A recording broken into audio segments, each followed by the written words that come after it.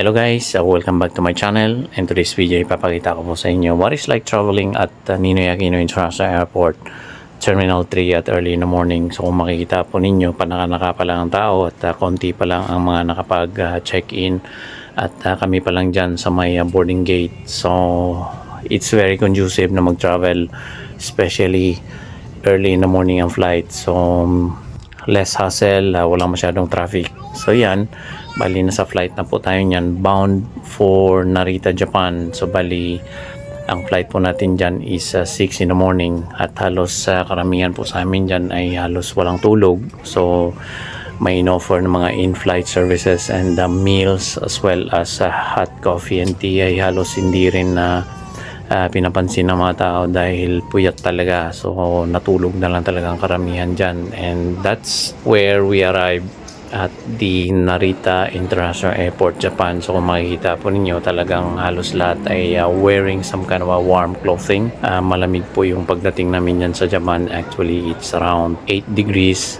Celsius po yung pagdating natin dyan, yung temperature, kaya medyo malamig talaga. So yan po guys, welcome to Narita, Japan. Thank you for watching this video.